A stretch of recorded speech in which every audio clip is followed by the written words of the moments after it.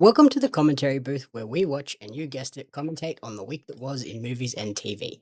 I'm your host and play-by-play commentator Jamie Apps, and each week I'm joined by a rotating cast of color commentators to help you find your next viewing treat. This week I'm joined by an impact fee technician who lists their favorite movie as A Nightmare on Elm Street and favorite TV show as Golden Girls. Welcome back to the show, Corrina Mabey. Hello. How is the world treating you at the moment? Florida doesn't know if it wants to be in the summer or in the winter, so that's cool. It was Sounds about like right. it was like 80 degrees today, and then it's going to be down to like 43 tonight, and like a cool 60 something tomorrow afternoon. So it doesn't really know what it wants to do, and we had like nothing but like 80s last week. So yeah. To be fair, even in summer, I don't think Florida knows what the weather's supposed to be. Now, like I'm cool with it. Like if it's gonna be cold, it's gonna be cold. If it's gonna be hot, it's gonna be hot. But I don't like this whole like Hot, cool cold, hot, cold, spike. hot, cold. Cool spike. Like, she needs to take her meds. Like half of the country probably does at this point, but whatever. My favorite thing with Florida weather is like middle of summer, it'll be stinking hot, and then you'll look out and it's raining, but it's still like sunny and hot. Mm-hmm. Where is that even coming from? Yeah, it's like sun showers, and then you always see people running around with hoodies all over the place in Florida, regardless of what it's like outside, because everywhere uses the AC like on full blast. So it's good times. That's why people get sick in the middle of summers, because it's like 1,000,000 degrees outside, and then they walk in and it's like -0. This week, though, we're jumping into the wrestling ring with one of the most highly regarded and divisive wrestling films of all time as we review and revisit Ready to Rumble, which turns 25 years old this year. The film follows two dimwit sewage workers who watch their hero, WCW wrestler Jimmy King, get screwed out of the world title by Diamond Dallas Page and the evil WCW owner Titus Sinclair. And following this, they embark on a quest to help their hero win back the title and honor. Starring David Arquette as Gordy Boggs, aka The Law, Scott Caan as Sean Dawkins, aka Sugar Daddy, Oliver Platt as Jimmy King, Rose McGowan as Sasha, a WCW Nitro Girl, and Joe Pantoliano as Titus Sinclair, the WCW GM, along with a raft of WCW wrestler cameos, including Bill Goldberg, DDP Diamond Dallas Page, Sting, Booker T, Randy Savage, Bam Bam Bigelow, Sid Vicious, Juventud Guerrera, Kurt Hennig, Disco Inferno, Billy Kidman, Conan, Rey Mysterio Jr., Sans Mask, Perry Saturn. Also, John Cena is in this movie sneakily. His first Mm-hmm. movie debut role. Mm-hmm. We also have the announcers Michael Buffer, Gene Okerlund, Tony Schiavone of AEW fame these days, Mike Tenay, who went on to be the voice of TNA, referees Charles Robinson and Billy Silverman, a whole raft of Nitro Girls, and iconic independent wrestler Chris Kanyon. He is one of the fans at the end of the movie. That's a fun thing. That was probably the funnest thing for me, just watching this, being like, I know that guy, I know that guy, I know that guy. This was your first time watching Ready to Rumble, I believe. What I did you didn't know think? this movie existed. I had no idea what the fuck this was. And then I watched it and I was like, this movie is like if Dumb and Dumber met a wrestling match. This is the movie. And that's probably why I've never seen it, because this is not my typical kind of movie watch. Like I do not like these kind of movies. I think that they're just pointless. But I understand that they're all the rage with people, most of the population. So I'm a weird one. I can see, like, yeah, it not being for certain people, but I think it's funny. It's at least funny throughout.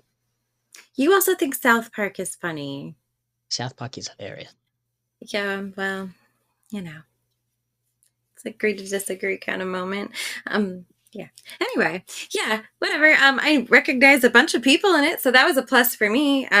I started watching this, and again, I had no idea who the fuck was in it. And then people started popping up, and I was like, "All right, it's Dewey from Scream. All right, that's Dano from the new Hawaii Five O." And then I was like, "Oh, that's Oliver Platt. He's been in a ton of fucking shit. Never thought he'd stoop to this level, but I mean, whatever. It's cool. You know, you wrestle some people, and you get down and dirty with the alligators in Lake Placid. So whatever, sky's the limit. You're also a musketeer at one point in your life. So Yeah, well, in this one, he is a full-blown wrestler.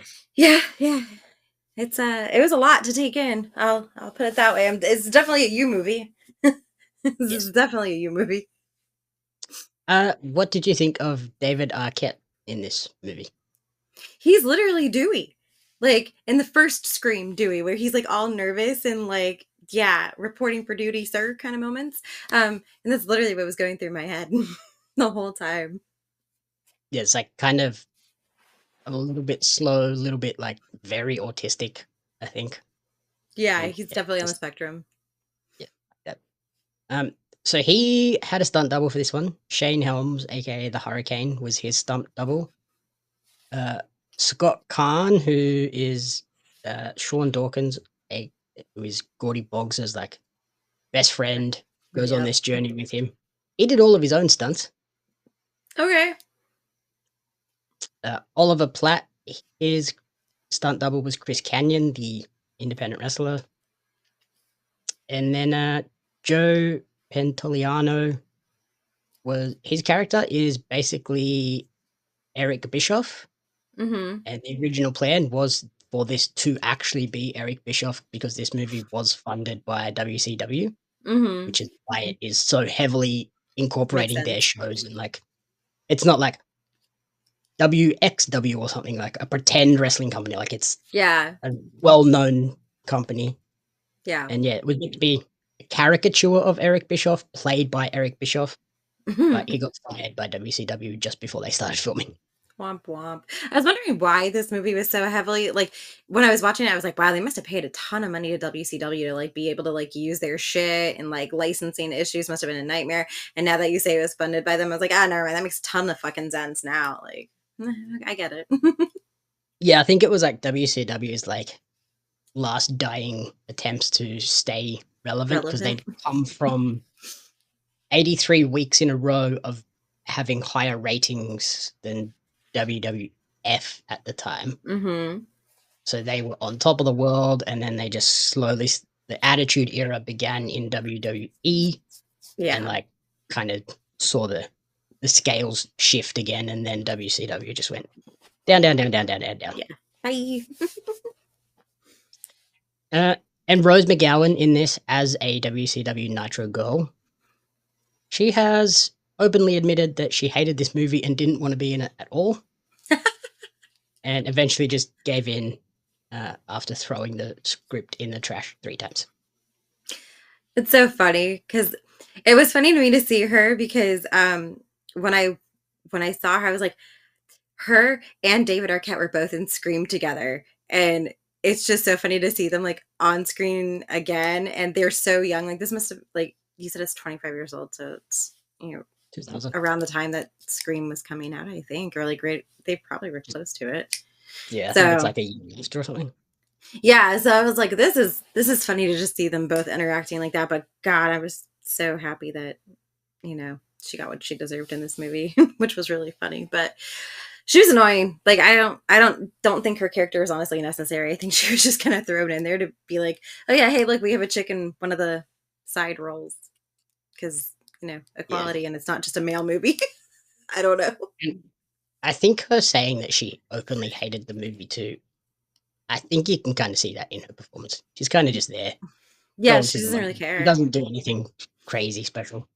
No, although she's to be fair, I think she's kind of gone off the deep end anyway, and like she's like just completely been like a 180 of her entire personality from her acting days, and she doesn't really do a whole lot. So for her to say that she hated it, I feel like that's just par for the course. She probably hates everything she's ever been in at this point. What did you think of like the opening? I thought it was quite funny with the convenience store clerk basically epitomizing the general public attitude to wrestling at the time of like, oh, that's that fake shit. Like it doesn't. it's not real, whatever. Why do you still watch that? And Yeah. even his dad like openly calls it fake. Mm-hmm.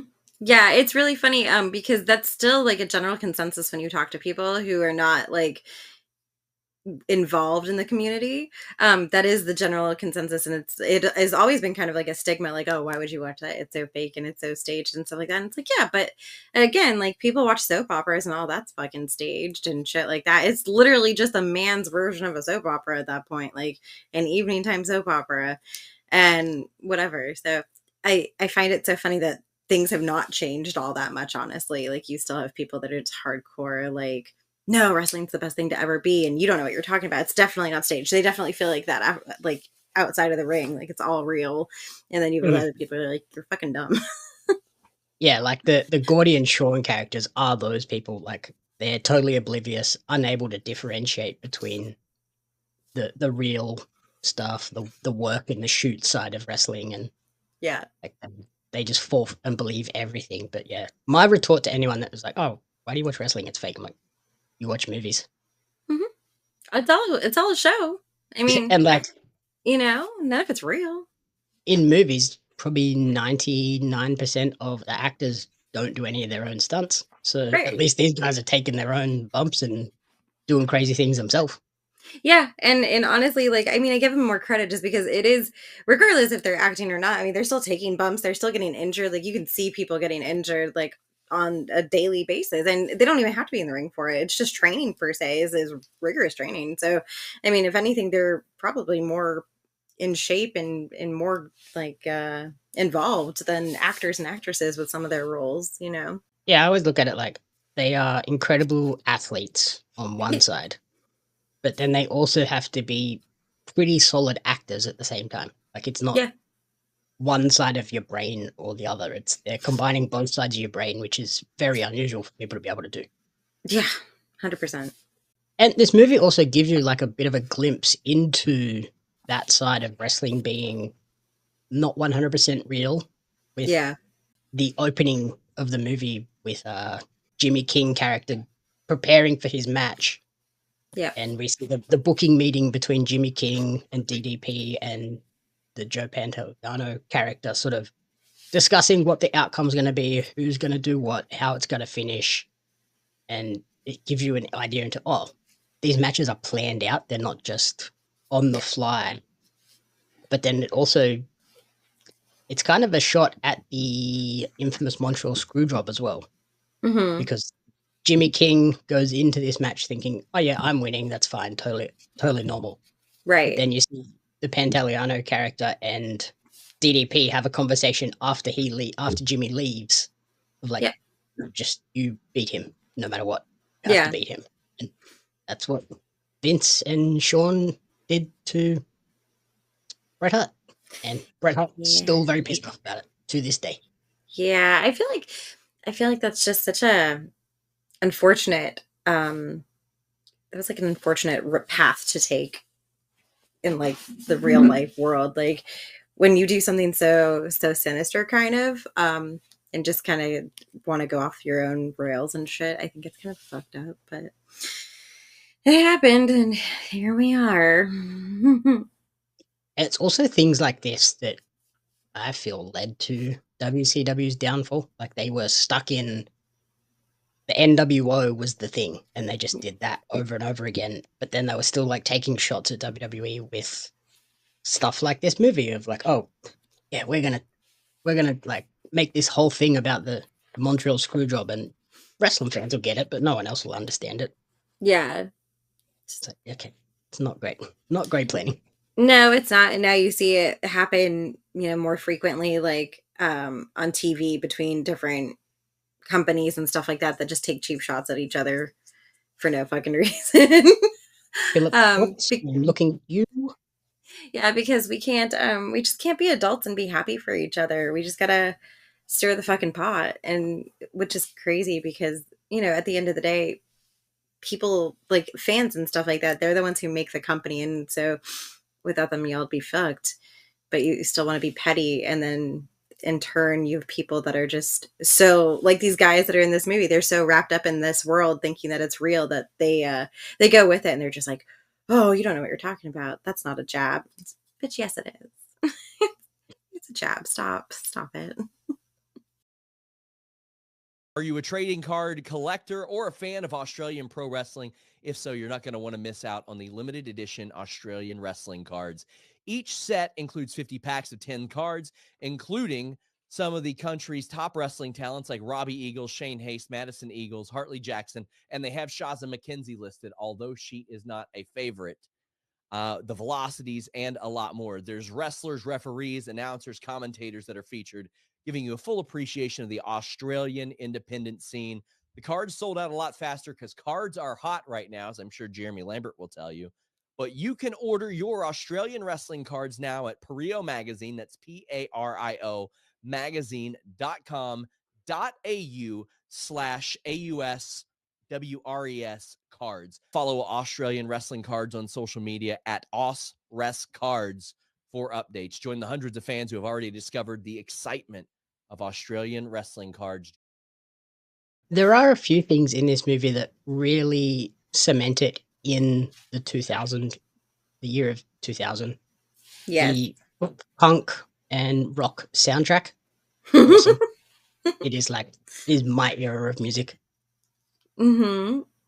The wardrobe is like another thing that's like super like early 2000s, like 100%. It's really funny just to see them. Like, you see what's crazy too is like the fans that are in this movie, they look like your stereotypical like I live in my mom's basement kind of guys, like, which is so 'Cause I think different because they probably just used the actual WCW crowds. So. yeah, it's so funny because now I go to shows and I'm just like, there are people at the shows that you wouldn't expect to see at shows that are like, dressed to the nines and like just in super like real nice getup, and then you have the other ones who are like slumming it. And so it's a very interesting, diverse crowd. Whereas this one is just, it looks like it was filmed in the fucking like barn of someone's backyard. Yep. The other two things that really cement it in this era, the sort of lowbrow humor with the nut shots and stuff like that, the Yeah. poop jokes, a lot of Mm-hmm. those. And they also use the term sissy as a derogatory term a lot, Mm-hmm. which kind of ages it not great. Yeah, no, it's one of those things that like when you hear it and you're watching it, it kind of you kind of cringe during certain scenes of this movie. Like they're just not, yeah, they're not up to societies. Like they haven't gone with the time at all, and it's kind of unfortunate. But it's like the other movies that we've reviewed though, and like gone back to, like Ace Ventura did not age well with certain things either. So I think it's just the time that it was, and no Yeah, one like really at the thought that time, far that was ahead. a totally normal thing to say to someone. Right. And Like, I feel like there's like American Pie and stuff. Like, you could go back and watch that, and they're probably calling each other gay and all of that sort of stuff. And it's just like, yeah. yeah, at the time that was pretty normal. Now, not so much. Yeah. So it's like they can never, if they ever went to go redo these movies, they'd have to change like so much in them to make them appropriate. And I feel like that's why they haven't been touched, is because people look at them and they kind of have like a stigma about them now, probably. On that front, though, I wouldn't be against a ready number 2 Rumble, but an I AEW version. I mean, it's really funny is like I thought about that, and like if they did Ready to Rumble with like the number 2, because Mhm. obviously WCW is not a thing anymore, they could technically, like, if they wanted to, and not that I'm a big like E person or whatever, but they could make it like the guys trying to get to the Royal Rumble, and like the things that they do to get to the Royal Rumble, because it would work so well with the title of the movie. I don't see that happening, but again, that Yeah, would I be think really if a funny if company they was going to do it, it would be AEW, because they have like drawn on WCW a lot for the right. inspiration in the same network, all of that sort of stuff. So I wouldn't be against doing one this at like now, 25 years later. If you're going to do it, now would be the time. Yeah, I don't know. But it'd be interesting to see. I mean, well, there's a lot of people that are in the industry that are on film now and stuff like that, and they're getting more out there too. So we'll see what happens. You never know. Someone could pick it up. And David Arquette has kind of redeemed his reputation with wrestling fans as well. At the time, after this movie, he would actually go on to win the WCW World Championship properly That's in right. a match. Yep. He even reportedly believed that was a bad idea to do, but because he was like, that's going to damage the value of this title if I just come in, have had no wrestling experience and you put it on me. Like, what are you doing? Yep. So that, yeah, really damaged his reputation. And the reception was not great. But he's since gone on to make a documentary, You Cannot Kill David Arquette, which is awesome. I love that. Watch the You Cannot Kill David Arquette documentary. Watch it. It's all about his attempt to sort of return to wrestling and make good on the disrespect that he kind of put on it and earn it back. And it even goes into him having a death match with Nick Gage in GCW, which goes very badly. Oh God. What's funny to me is MegaCon just came through town like a couple of weeks ago in Orlando, and David Arquette was there because they had like Skeet Ulrich was there too for like a Scream reunion, whatever have you, and they've gone to a bunch of conventions. However, Sting was also at MegaCon, and because Sting was in this movie, and now I've watched this movie in my head, I'm like, if I ever did like a Q&A panel like with David Arquette, I would have to have asked him, like on that weekend, I would have had to have asked him if he ran into Sting at all from that whole thing, and if it was like that fun, because that has to be such an interesting thing to 25 years later, like just be walking around a convention and possibly like just run into Sting and be like, oh hey, look, I remember you. Remember when we did that movie? You remember that really awful movie and you almost landed on me? Like, I'm about to send you a link. I want you to watch this, and I want your live reaction to oh David no. Arquette's death match with Nick Gage. Oh no, I don't think I should. I don't think that's a good idea, sir. Wait, Don't think you already sent it? Yep. Oh, hold on. Where? I don't have it. It's a 5-minute clip, but if we just scrub. Can I just like fast forward through it to the good stuff? Yeah, I'm going to tell you where to get to. Okay. Go to about 2.5 minutes in. Okay, hold on. Oh wait. Oh, I'll lower that. Hold on. 2.5, you said?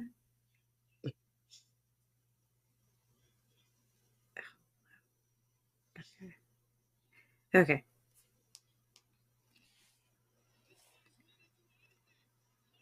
Wait. Are you sure that's the right one? Yeah, it's like it's from a documentary. Oh, the guy just went through a table. Mm-hmm. Oh, that's David Arquette that just went through a table. Mm-hmm. Oh, and David beer bottles I kept in his getting pet. pizza cutted. Oh my god! Just pizza cutter to the forehead. Oh, that's some Macchiato shit right there. Oh, Wait for it. It gets better. Wait for the light tubes. What? Why? This does not look safe. Here we go. Light tube time. Oh no! Oh no! No!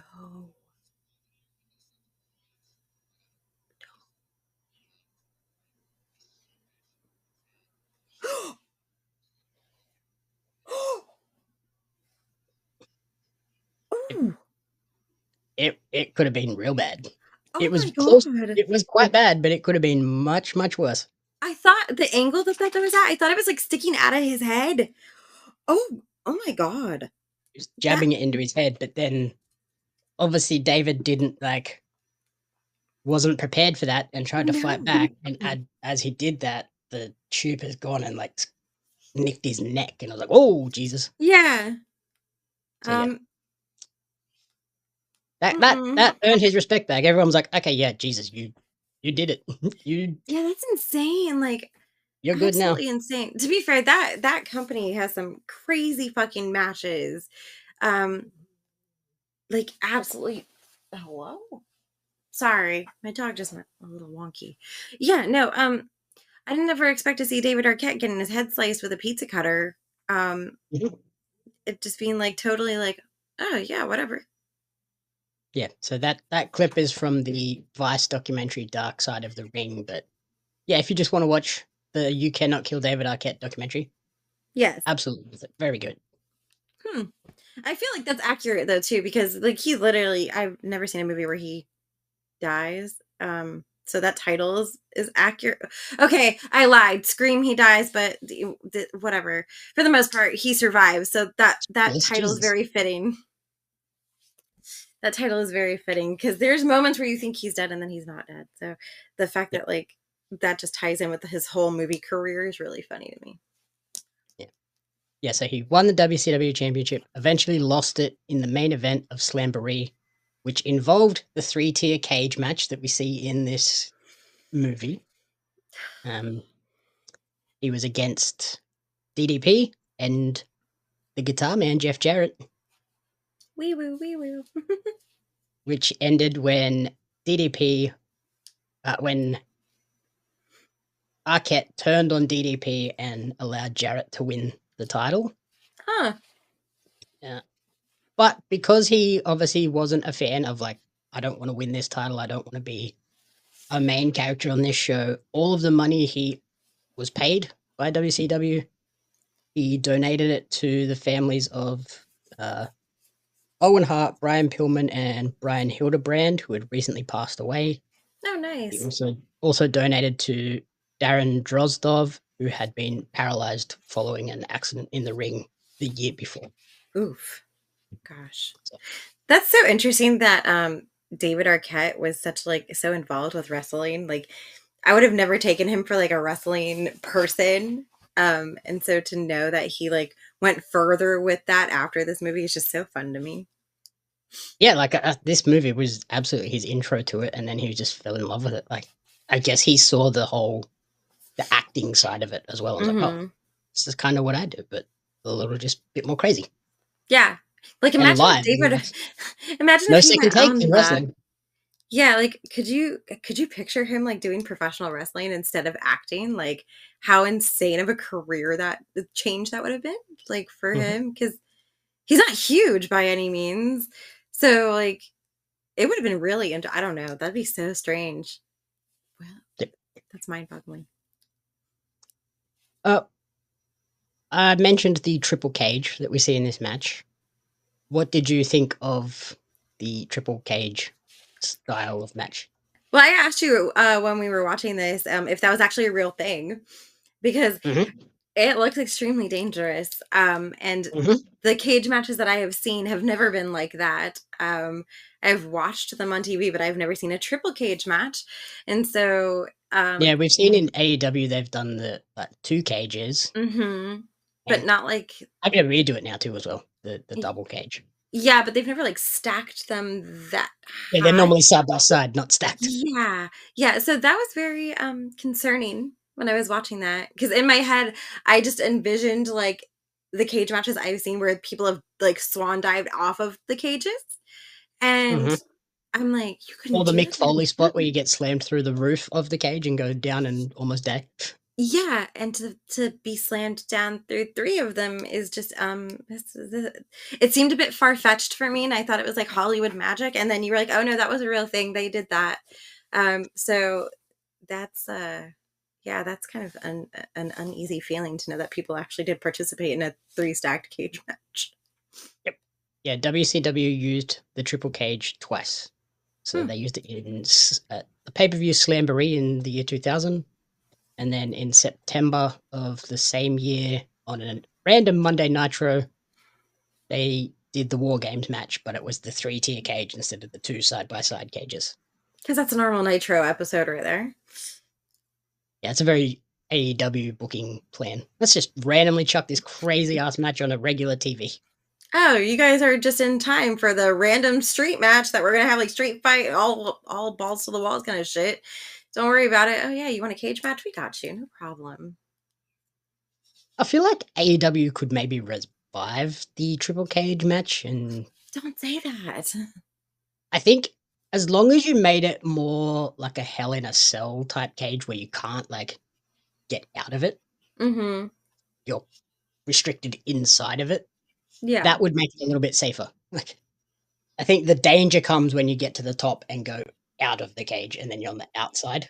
Yeah, Then because people falling a very long way down.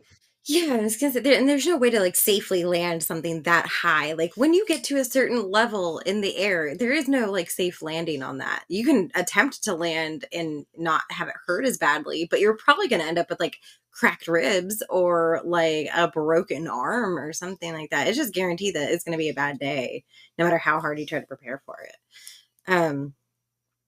So yeah, I don't know. I feel like that's probably an ill-advised suggestion. Please don't put that out there in the universe because people with a lot of money could decide that they want to do that now because you decided to put that out there.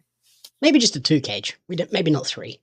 2 Yeah, seems a bit we'll more start. reasonable. We'll keep it at 2 because yeah, that does seem reasonable. I feel like 3 is just asking for fucking injuries and people out for like a year. 3's like a 80-foot drop. You're gonna be pretty fucked up.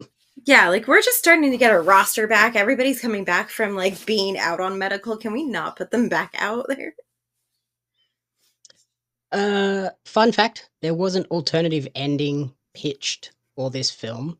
Okay. Pitched by DDP himself to Warner Brothers that would reveal that DDP and Jimmy King were actually friends. So it was going to be that like Gordy and Sean would come backstage after Jimmy won the title to see Jimmy and celebrate with Jimmy, and he'd be in the locker room celebrating with DDP. Oh, that'd be like a kick to the nuts. I think WCW and Warner Brothers was both like, no, that Yeah. totally spoils the whole concept of wrestling. Mm-hmm. Yeah, like don't do that. I think that was heavily like shut down by WCW. Like, no, that totally destroys what All of wrestling it. is. Like, we've already given away enough with the planning and the you're going to win, even though we're telling him that he's going to win stuff. So I think they're like, Yeah. not. No, we're not entertaining that whatsoever. Yeah, that's that would have been an awful ending, I think. To be fair. Yeah. No. And like I said, this was funded by WCW with a budget of $24 million. Do you know what the box office earnings were? Like what, like 10 maybe? 12 and a half. Oh, okay. Big failures. Yeah, because I feel like this is a very niche movie. Like not everybody is going to want to see it, and I feel like that hasn't changed. That was probably still very true when it was released. Like, it's a niche of a niche movie because firstly, it's a wrestling movie. Mm-hmm. 100% a wrestling movie. It's not like kind of wrestling adjacent. This is it's a wrestling all about movie. wrestling.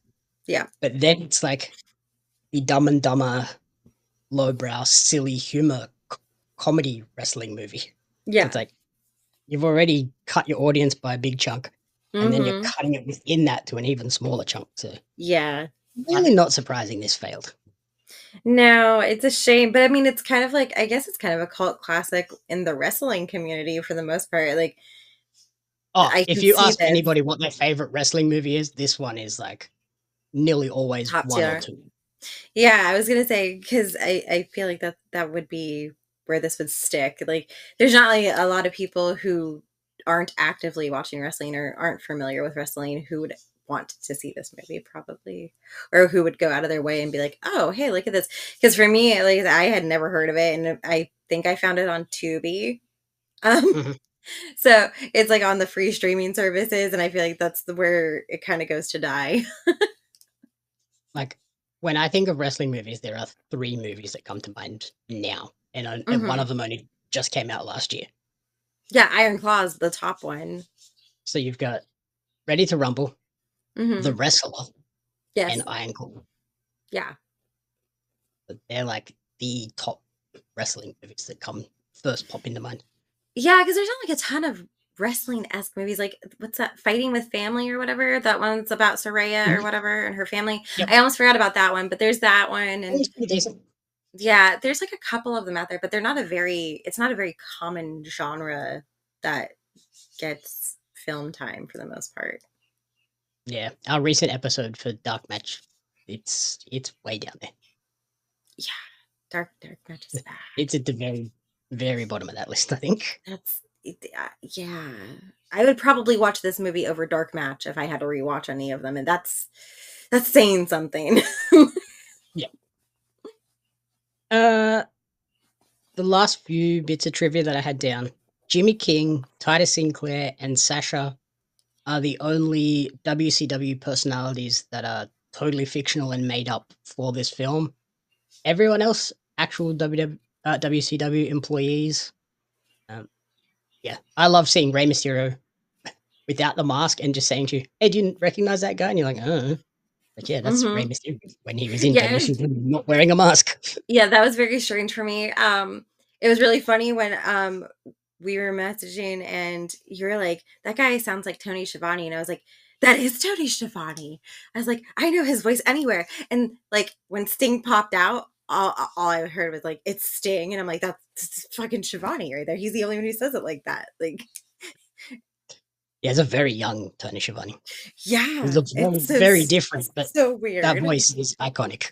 Yeah, it really is. Like, I didn't even have to see him, and I was like, "That was such Shivani." Like, I've heard him so many times. I know his voice anywhere.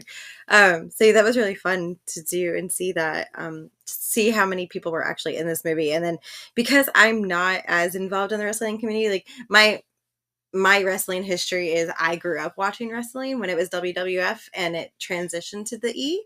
And then I took a break for fucking years, like at least 20 years maybe. And then when you and I started talking, that's when you were like, "Yeah, do you ever watch this?" And I'm like, "I didn't know that was still a thing." Mhm. So you can see where like I went dark for a very long time and did not realize that wrestling was still a thing. So I think it's really funny to have been able to revisit this and see people that I grew up watching, some of them in this movie. And I'm like, "Oh yeah, I know that guy. I've seen it before." Yep. It was just like, And that scene where I said we saw Rey Mysterio, he actually suffered a legitimate knee injury in that moment. ooh, He that's got unfortunate.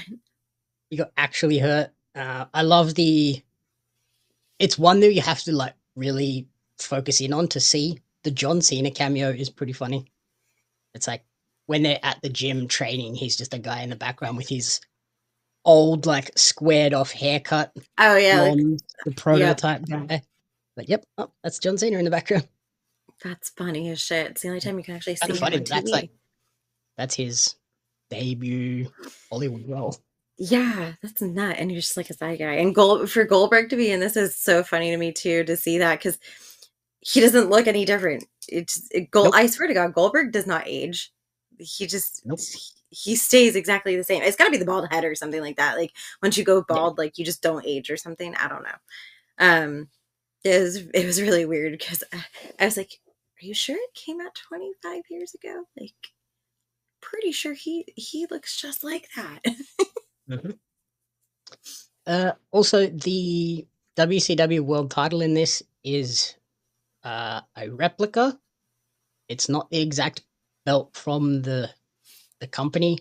It's also inverted in the color scheme as well. So, like, instead of it being a silver, it is a silver belt with gold trim instead of a gold belt with silver trim. Mm. So it's like one of those things where you look and go, I recognize that belt, but it's off. It's Something's off about different. it. Something's different about it. Something's afoot. I appreciate the final wardrobe pick that Scott Caan's character had, where he was like in a zoot suit kind of Mhm. thing, like Night at the Roxbury's kind of moment or something. Yep. So that was an outfit choice. And yeah, you mentioned David Arquette and Rose McGowan playing love interests in this. Bit awkward considering as in their previous movie, 1996's Scream, they were siblings. Yeah. Yep. It's kind of strange. Yep. Is And then that? Yeah. the last thing I wrote down is quite a blooper in the end. Oliver Platt actually punched Randy Savage in the face during the filming of the opening sequence where they have the fight in the convenience store. Mm-hmm. He actually punched Randy Savage in the face. And then you see later when at the end of the movie, they show like the blooper reel. They Mm-hmm. show the footage of him actually punching him, and he's just like, "Oh my god, I'm so sorry." That's gotta be like the craziest story to have in your career. Like Oliver Platt has been in so many things, and he's like such a renowned actor now. Like he's just gone on to do amazing, crazy roles. I think And he's the an fact Emmy that winner. yeah, and the fact that like he can literally put on his resume if he wanted to that he punched Macho Man in the fucking face And didn't by die. accident and he didn't die. Like I can't. Like that is like the coolest fucking story. I don't care what anyone says. Like Oliver Platt might have the coolest fucking Hollywood career to date now, just because he can put that there. Yep. So as we close, what would you rate Ready to Rumble out of 5? This movie's like it's like a 2 for me because it's just dumb, stupid slapstick comedy. So don't hate me that I did not rate it higher. I gave this a 3 out of 5. I thought it is a fun, silly movie about sort of redemption that kind of has wrestling as the backdrop. The biggest positive takeaway is it for wrestling fans. It shows that men can have emotions and show their emotions. Like we see the Gordy Boggs character like getting quite emotional about things and stuff like that, and it is absolutely a much more of a wrestling movie than Dark Match was. And it's become like this cult classic for wrestling fans, even though, like you said, it's not a general audience movie. This is a very specific audience that are going to enjoy this one. I feel like Hence, this is 3 out of 5. it's like a bromance movie, like for like the guys that go to wrestling shows together, like they're avid with watching wrestling together. Like this is definitely like a bromance kind of movie. Yeah, I don't know. Like I think it's just because it's not my kind of movie that I don't rate it higher. It's not that it's bad or anything like that, and I do give it kudos. And the people who are in it, the cast is really stacked, essentially. Because if you look at their, continuing acting history and stuff like that, like it's really funny to just go back and see how they started their career and the stepping stones that got them to where they are. So it's not bad. It's just not a me movie. Yep. Alrighty. Thank you everyone for listening to the commentary booth. If you enjoyed the show, please remember to rate, review, and subscribe on podcast services and on YouTube. You can follow Corrina on Instagram at Miss Corrina Renee, and you can follow me on social media at Jamie Apps Media and at Pario Magazine. The Commentary Booth is a fan-funded production of Jamie Apps Media. You can support the podcast alongside our magazine, Pario Magazine, on Patreon at patreon.com/Jamie Apps Media. The following people supported at the publisher level or higher, and you cannot fathom how incredibly appreciative we are for their support.